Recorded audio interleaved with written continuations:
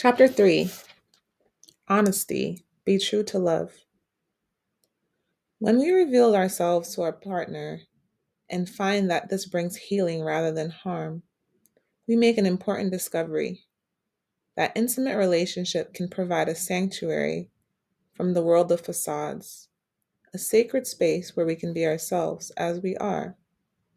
This kind of unmasking, speaking our truth, sharing our inner struggles, and revealing our raw edges is sacred activity which allows two souls to meet and touch more deeply. John Wellwood.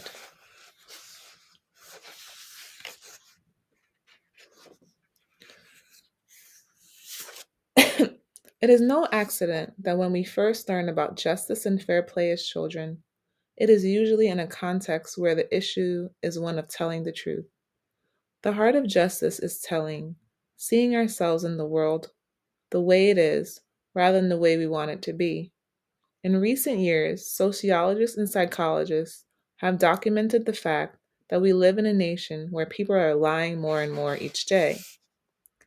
Philosopher Cecilia Bach's book, Lying, Moral Choice in Public and Private Life, was among the first works to call attention to the grave extent to which lying has become accepted and commonplace in our daily interactions. M. Scott Peck's The Road Less Traveled includes an entire section on lying. In The Dance of Deception, Harriet Lerner, another widely read psychotherapist, calls attention to the way in which women are encouraged by sexist socialization to pretend and manipulate, to lie as a way to please. Lerner outlines the various ways in which constant pretense and lying alienate women from their true feelings, how it leads to depression and loss of self-awareness. Lies are told about the most insignificant aspects of daily life. When many of us are asked basic questions like, "How are you today?" a lie is substituted for the truth. Much of the lying people do in everyday life is done either to avoid conflict or to spare someone's feelings. Hence, if you are asked to come to dinner with someone whom you don't particularly like, you do not tell the truth or simply decline. You make up a story. You tell a lie. In such a situation, it should be appropriate to simply decline if stating one's reason for declining might unnecessarily hurt someone. Lots of people learn how to lie in childhood. Usually, they begin to lie to avoid punishment or to avoid disappointing or hurting an adult. How many of us can vividly recall childhood moments when we courageously practiced the honesty we had been taught to value by our parents, only to find that they did not really mean for us to tell the truth all the time? In far too many cases, children are punished in circumstances where they respond with honesty to a question posed by an adult authority figure. It is impressed on their consciousness early on, then, that telling the truth will cause pain. And so they learn that lying is a way to avoid being hurt and hurting others. Lots of children are confused by the insistence that they simultaneously be honest and yet also learn how to practice convenient duplicity. As they mature, they begin to see how often grown-ups lie. They begin to see that a few people around them tell the truth. I was raised in a world where children were taught to tell the truth, but it did not take long for us to figure out that adults did not practice what they preached. Among my siblings, those who learned to tell polite lies or say what grown-ups wanted to hear were always more popular and more rewarded than those of us who told the truth. Among any group of kids, it is never clear why some quickly learn the fine art of dissimulation, that is, taking on whatever appearance is needed to manipulate a situation, while others find it hard to mask true feeling. Since pretense is such an expected aspect of childhood play, it is a perfect context for mastering the art of dissimulation. Concealing the truth is often a fun part of childhood play. Yet, when it becomes a common practice, it is a dangerous prelude to lying all the time. Sometimes children are fascinated by lying because they see the power it gives them over adults. Imagine, a little girl goes to school and tells her teacher she is adopted, knowing all the while that this is not true. She revels in the attention received, both the sympathy and the understanding offered, as well as the frustration and anger of her parents while the teacher calls to talk about this newly discovered information. A friend of mine who lies a lot tells me she loves fooling people and making them act on knowledge that only she knows is untrue. She is 10 years old. When I was her age, I was frightened by lies. They confused me and they created confusion. Other kids poked fun at me because I was not good at lying. In the one truly violent episode between my mother and father, he accused her of lying to him. Then there was the night an older sister lied, and she said she was babysitting when she was actually on a date. As he hit her, our father kept yelling, "Don't you lie to me." While the violence of his response created in us a terror of the consequences of lying, it did not alter the reality that we knew he did not always tell the truth. His favorite way of lying was withholding. His motto was, "Just remain silent when asked questions, and then you will not get caught in a lie." The men I have loved have always lied to avoid confrontation or take responsibility for inappropriate behavior. In Dorothy Dinnerstein's groundbreaking book, The Mermaid and the Minotaur: Sexual Arrangements and Human Malaise, she shares the insight that when a little boy learns that his powerful mother, who controls his life, really has no power within the patriarchy, it confuses him and causes rage. Lying becomes one of the strategic ways he can act out and render his mother powerless. Lying enables him to manipulate the mother, even as he exposes her lack of power. This makes him feel more powerful. Males learn to lie as a way of attaining power, and females do not only do the same, but they also lie to pretend powerlessness. In her work, Harriet Lerner talks about the way in which patriarchy upholds deception, encouraging women to present a false self to men and vice versa. In Dorothy Hollander's 101 Lies Men Tell Women, she confirms that while both women and men lie, her data and the findings of other researchers indicate that men tend to lie more and with more devastating consequences. For many young males, the earliest experience of power over others comes from the thrill of lying to more powerful adults and getting away with it. Lots of men shared with me that it was difficult for them to tell the truth, even if they saw that it would hurt a loved one. Significantly, the lying many boys learn to do to avoid hurting mom or whomever becomes so habitual that it becomes hard for them to distinguish a lie from the truth. This behavior carries over into adulthood. Often, men who would think men who would never think of lying in the workplace lie constantly in intimate relationships. This seems to be especially the case for heterosexual men to see women as gullible. Many men confess that they lie because they can get away with it. Their lies are forgiven. To understand why male lying is more accepted in our lives, we have to understand the way in which power and privilege are accorded men simply because they are males within a patriarchal culture. The very concept of being a man and a real man has always implied that when necessary, men can take action that breaks the rules, that is above the law. Patriarchy tells us daily through movies, television, and magazines that men of power can do whatever they want, that it's this freedom that makes them men. The message given males is that to be honest is to be soft. The ability to be dishonest and indifferent to the consequences makes a male hard, separates the men from the boys. John Stoltenberg's book, The End of Manhood, a book for men of conscience, analyzes the extent to which the masculine identity offered men as the ideal in patriarchal culture is one that requires all males to invent and invest in a false self. From the moment little boys are taught they should not cry or express hurt, feelings of loneliness or pain, that they must be tough, they are learning how to mask true feelings. In worst case scenarios, they're learning how not to feel anything ever. These lessons are usually taught to males by other males and sexist mothers. Even boys raised in the most progressive, loving households, where parents encourage them to express emotions, learn a different understanding about masculinity and feelings on the playground, in the classroom, playing sports, or watching television. They may end up choosing patriarchal masculinity to be accepted by other boys and affirmed by male authority figures. In his important work, Rediscovering Masculinity, Victor Silder stresses When we learn to use language as boys, we very quickly learn how to conceal ourselves through language. We learn to master language so that we can control the world around us. Even though we learn to blame others for our unhappiness and misery in relationships, we also know at some unspoken level how our masculinity has been limited and injured as we touch and hurt and pain. We touch the hurt and pain of realizing how little we seem to feel about anything. Estrangement from feelings makes it easier for men to lie because they are often in a trance state, utilizing survival strategies of asserting manhood that they learned as boys. This inability to connect with others carries with it an inability to assume responsibility for causing pain. This denial is most evident in cases where men seek to justify extreme violence toward those less powerful, usually women, by suggesting they are the ones who are really victimized by females.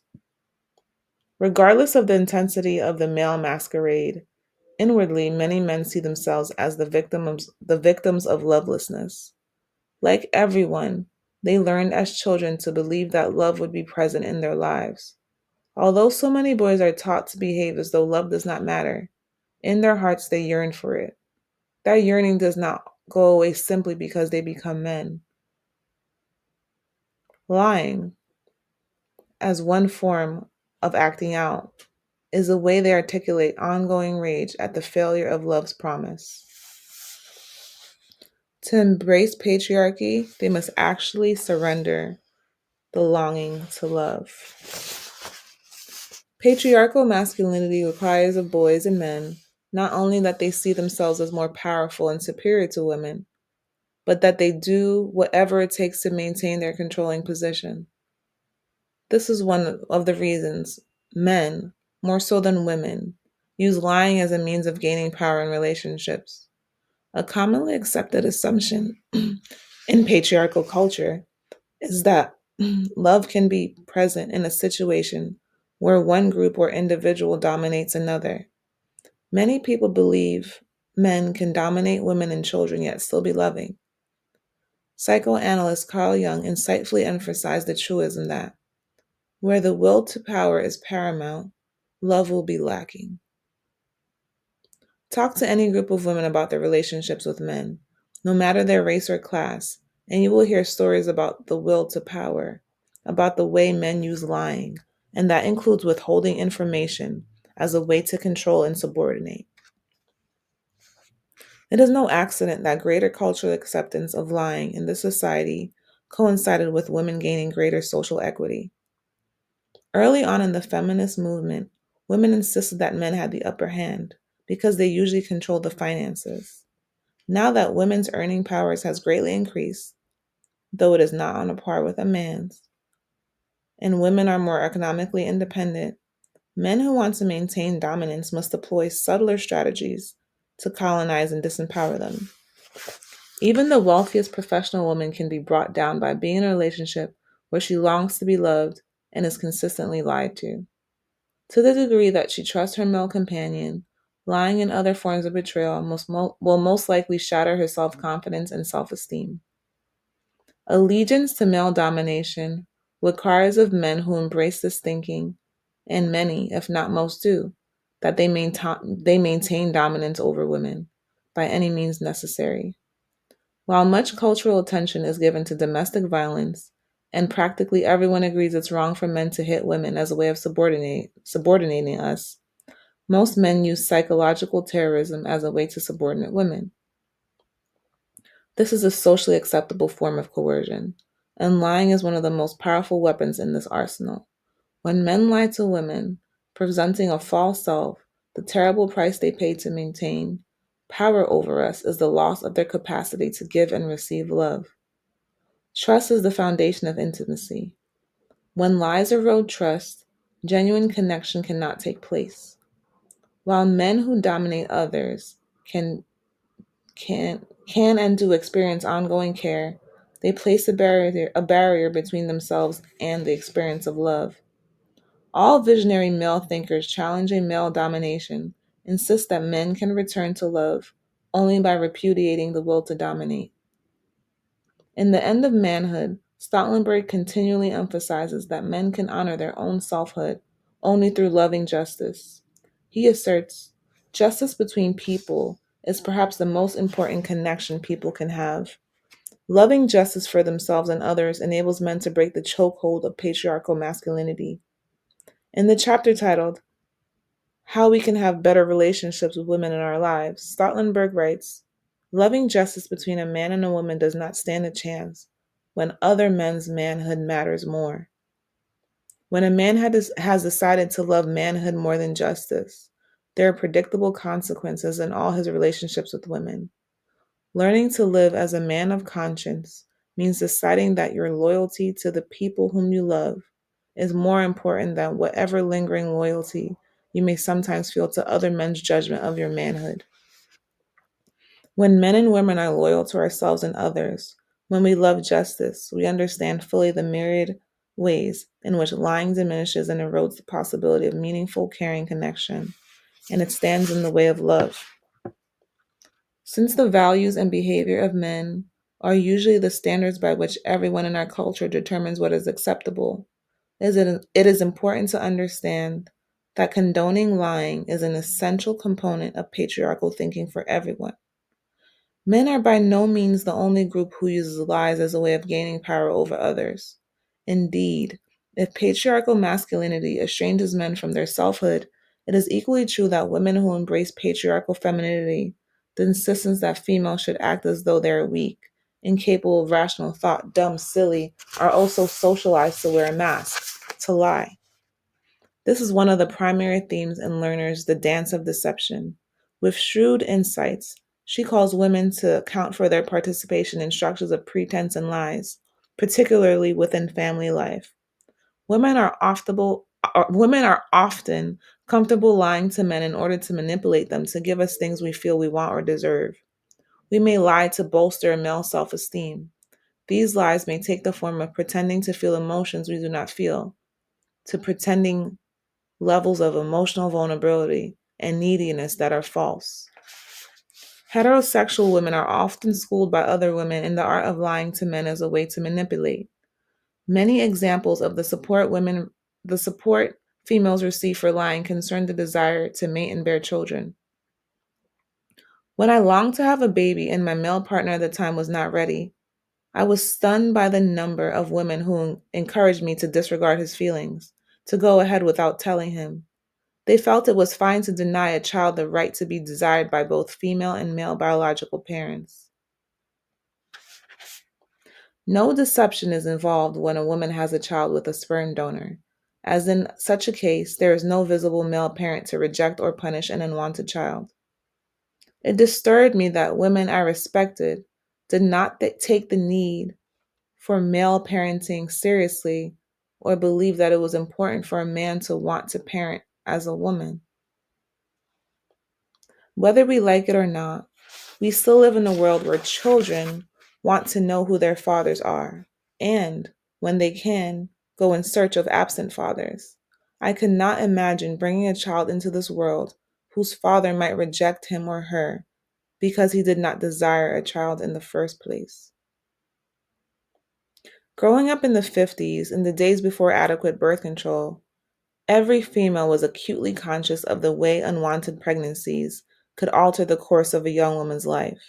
Still, it was clear then that there were girls who hoped for pregnancy to emotionally bind individual males to them forever. I thought those days were long gone. Yet even in this era of social equity between the sexes, I hear stories of females choosing to get pregnant when a relationship is rocky as a way of forcing the male to remain in her life or in the hope of forcing marriage. More than we might think, some men feel extremely bound to a woman when she gives birth to a child they have fathered. The fact that men succumb to being lied to and manipulated when the issue is biological parenting does not make it right or just. Men who accept being lied to and manipulated are not only abdicating their power, they are setting up a situation where they can blame women to justify women hating. This is just another case where lying is used to gain power over someone, to hold them against their will. Harriet Lerner reminds readers that honesty is only one aspect of truth telling that is equated with moral excellence, an absence of deception or fraud. The mask of patriarchal femininity often renders a woman's deceptions acceptable. However, when women lie, we lend credence to the age old sexist stereotypes that suggest women are inherently, by virtue of being female, less capable of truth telling. The origins of this sexist stereotype extend back to ancient stories of Adam and Eve, of Eve's willingness to even lie to God. Often, when information is withheld by women and men, protection of privacy is the justification. In our culture, privacy is often confused with secrecy. Open, honest, truth telling individuals value privacy. We all need spaces where we can be alone with thoughts and feelings, where we can experience healthy psychological autonomy and can choose to share when we want to. Keeping secrets is usually about power, about hiding and concealing information. Hence, many recovery programs stress that you are only as sick as your secrets. When a former boyfriend's sister shared with me a carefully guarded family secret regarding incest, which he did not know about, I responded by requesting that she tell him. If she didn't, I would. I felt that keeping this information a secret from him would violate the commitment we had made as a couple to be open and honest with each other. By withholding this information from him, joining his mothers and sisters, I would have been participating in family dysfunction. Sharing with him affirmed my loyalty and respect for his capacity to cope with reality. While privacy strengthens all our bonds, secrecy weakens and damages connections. Lerner points out that we do not usually know the emotional cost of keeping a secret until the truth is disclosed. Usually, secrecy involves lying, and lying is always the setting up for potential betrayal and violation of trust. Widespread cultural acceptance of lying is a primary reason many of us will never know love. It is impossible to nurture one's own or another's spiritual growth when the core of one's being and identity is shrouded in secrecy and lies. Trusting that another person always intends your good, having a core foundation of loving practice, cannot exist within a context of deception. It is this truism that makes all acts of judicious withholding a major moral dilemmas. More than ever, more than ever before, we as a society need to renew a commitment to truth telling. Such a commitment is difficult when lying is deemed more acceptable than telling the truth. Lying has become so much the accepted norm that people lie even when it will be simpler to tell the truth. Practically every mental health care practitioner, from the most erudite psychoanalysts to untrained self-help gurus, tell us that it is indefinitely more fulfilling and we are all saner if we tell the truth. Yet most of us are not rushing to stand up and be counted among the truth tellers. Indeed, as someone committed to being honest in daily life, I experience the constant drag of being seen as a freak for telling the truth, even when I speak truthfully about simple matters. If a friend gives me a gift and asks me to tell him or her whether or not I like it, I will respond honestly and judiciously. That is to say, I will speak truth in a positive, caring manner. Yet, even in this situation, the person who asks for honesty will often express annoyance when given a truthful response. In today's world, we are taught to fear the truth, believe it always hurts. We are encouraged to see honest people as naive, as potential losers, bombarded with cultural propaganda ready to instill in all of us the notion that lies are more important, that truth does not matter. We are all potential victims. Consumer culture in particular encourages lies. Advertising is one of the cultural mediums that has most sanctioned lying, keeping people in constant state of lack and perpetual desire, strengthens the marketplace economy. Lovelessness is a boon to consumerism, and it strengthens the world of predatory advertising. Our passive acceptance of lies in public life, particularly via the mass media, upholds and perpetuates lying in our private lives. In our public life, there would be nothing for tabloid journalism to expose if we lived our lives out in the open, committed to truth telling. Commitment to knowing love can protect us by keeping us wedded to the life of truth, willing to share ourselves openly and fully in both private and public life. To know love, we have to tell the truth to ourselves and others. Creating a false self to mask fears and insecurities has become so common that many of us forget who we are and what we feel underneath the pretense. Breaking through this denial is always the first step in uncovering our longing to be honest and clear. Lies and secrets burden us and cause stress. When an individual has always lied, he has no awareness that truth telling can take away this heavy burden. To know this, he must let the lies go. When feminism first began, women talked openly about our desires to know men better, to love them for who they really are. Oop, my mic fell. Here's my mic.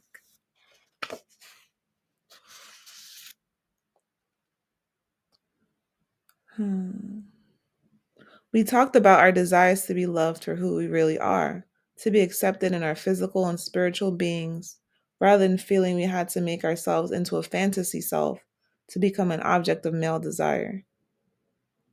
And we urged men to be true to themselves, to express themselves. Then, when men began to share their thoughts and feelings, some women could not cope. They wanted the old lies and pretenses to be back in place. In the 70s, a popular Sylvia greeting card showed a woman seated in front of a fortune teller, gazing into a crystal ball. The caption in the front of the card read, "He never talks about his feelings." On the inside, the response was, "Next year at 2 p.m., men will start talking about their feelings. And at 2:05, women all over America will be sorry." When we hear another person's thoughts, beliefs, and feelings, it is more difficult to project onto them our perceptions of who they are. It is harder to be manipulative. At times, women find it difficult to hear what men have to say when what they tell us does not conform to our fantasies of who they are or who we want them to be.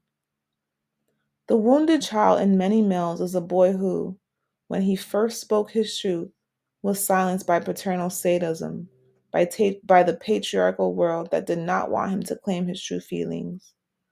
The wounded child inside many females is a girl who was taught from early childhood on that she must become something other than herself, deny her true feelings, in order to attract and please others. When men and women punish each other for their truth telling, we reinforce the notion that lies are better. To be loving, we willingly hear each other's truth, and, most important, we affirm the value of truth telling. Lies may feel Lies may make people feel better, but they do not help them know love.